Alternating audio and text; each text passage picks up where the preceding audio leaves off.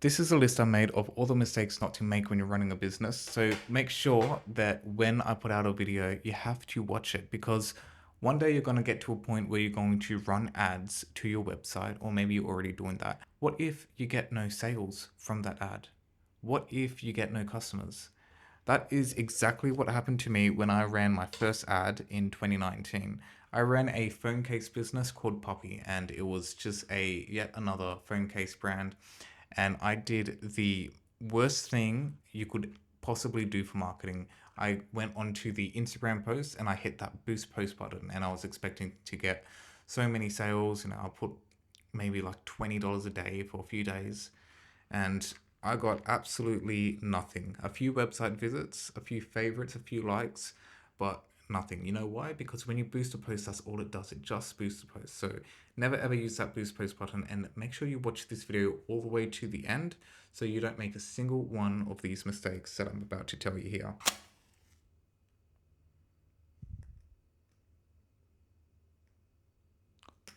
Number one, your business should not fall into the yet another category. That is when you start your business not because you see a gap in the marketplace, but just to have a business, to have your own sort of functioning business.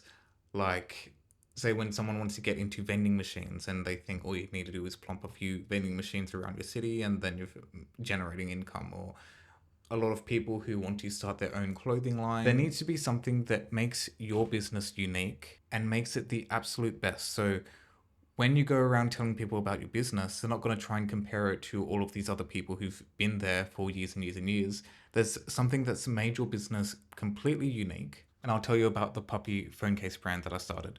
When I started Puppy, it was just another phone case brand, just a cases with cool designs and whatever. And it wasn't even designs at the time. It was like photos that I took, and I realized that no one wanted photos that I took. That's not what made them unique. That didn't actually fill a needed gap in the marketplace. So what I had to do was figure out what people wanted. And one of those things is that the phone looks good and is protective. So we switched to a dual layered supplier and had a guarantee that if the phone breaks in a Puppy case, the company will pay for your phone repair, because that's how confident we were in the supplied case. That brings us to number two. There are two very important sides to a business. One is the fulfillment part of the business, and the other is the attention and marketing side of the business.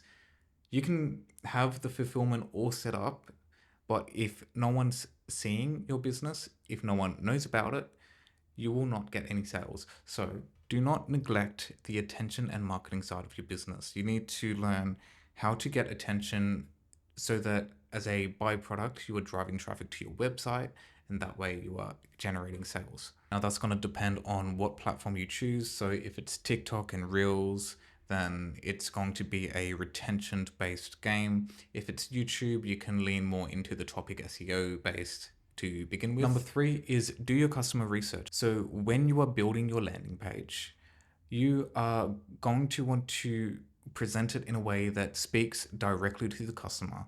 And that is a job that you need to get good at, because you are not your customer, right? You are the person supplying the product or service to the customer. So what you have to do is you have to go online and look at places where people are talking. That can be Reddit, that can be YouTube comment sections. You can get ChatGPT to do this research for you in its deep research mode, for example.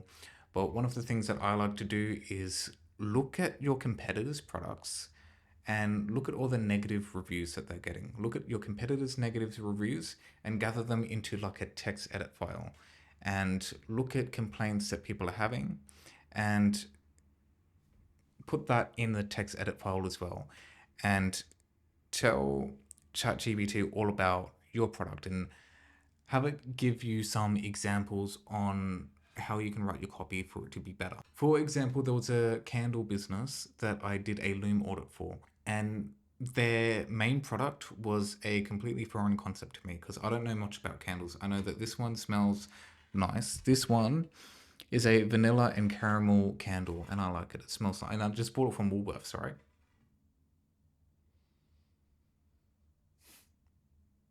I probably should not have done that. I probably have ingested wax into my lungs now. But the title of this candle was the Triple Scented Candle.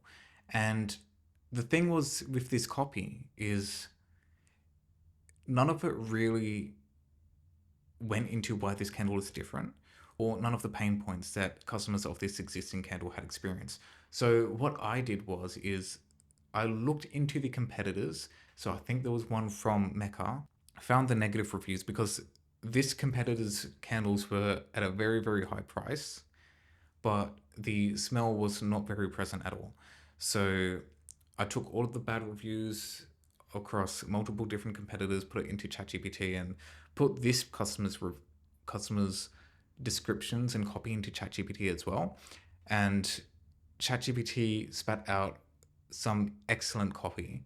It was still kind of AI-ish, but the headline was finally a candle you can smell. And if you can imagine being a customer and reading finally a candle you can smell and just having that stand out to you, then it's going to do good things for your conversion rate. So do your customer research. Number 4 is don't sell your product.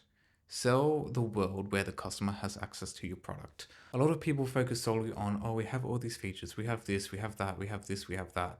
And that doesn't really address what the customer is thinking, right? So there was a really famous example with the iPod, and in all of its advertising, instead of saying how many gigabytes it was and how long it lasted, it would say things like, this device can store 1,000 songs in your pocket.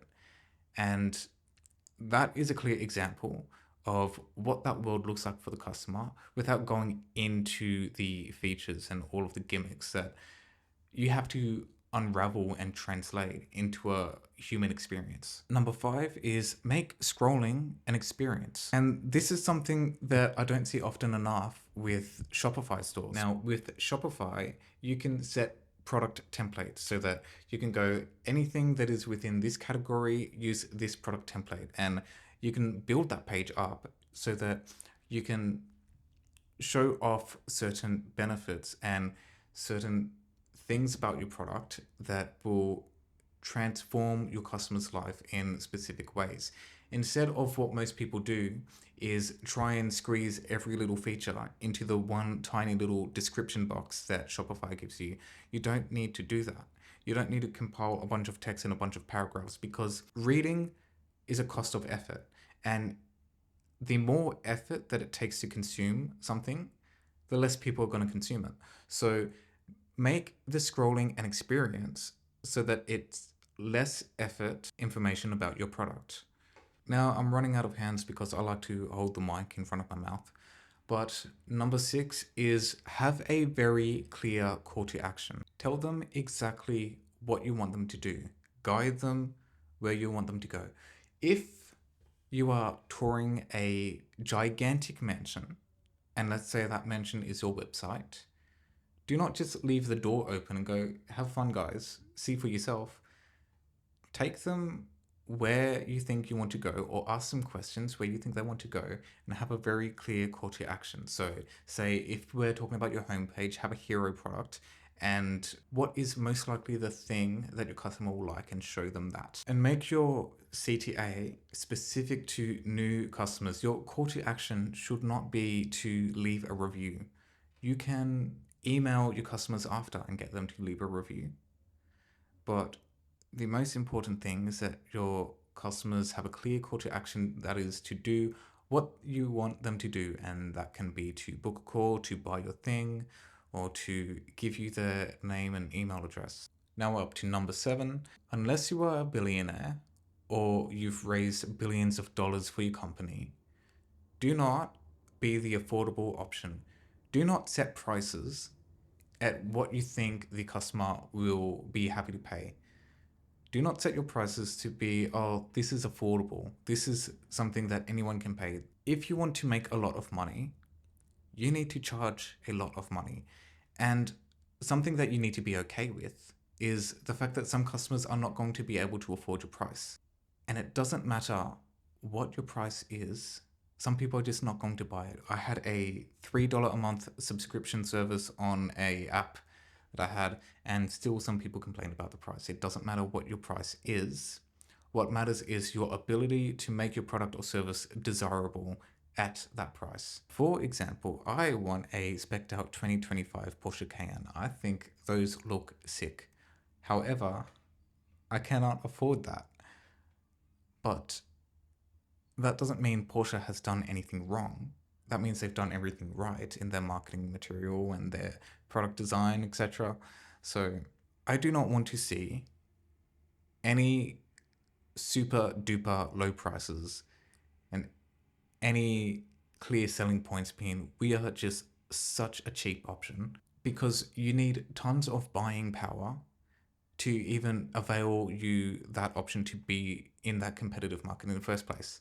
I do not want to see anyone selling a physical product for a single digit price. So if you look at your product or service and you think, yeah, anyone can afford this, or yeah, most people would be happy paying this, raise your prices and learn how to market so that you can sell your product at that price. That brings us to number 8.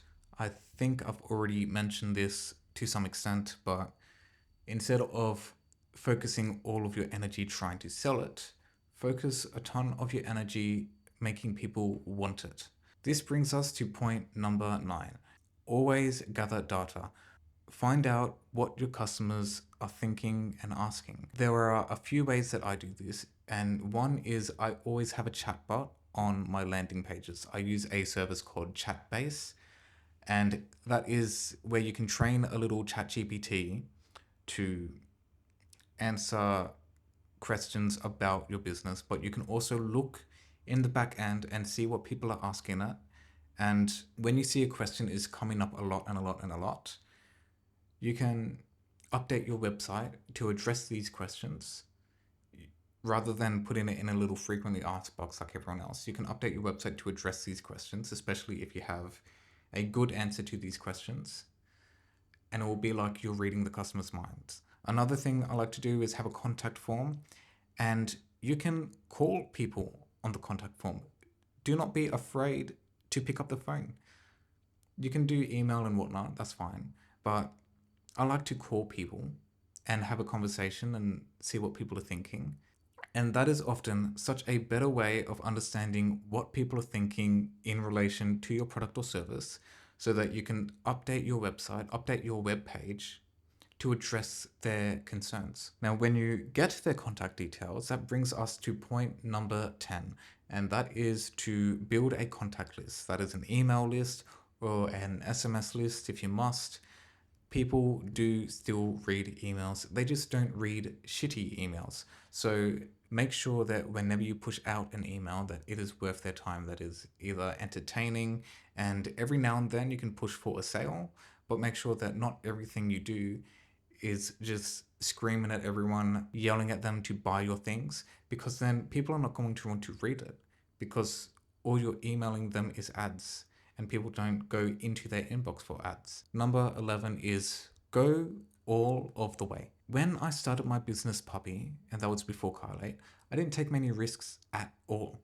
And that is when I was advertising and I was running ads and whatever, I would spend as little money as I possibly could, just like an amount that I was okay to risk.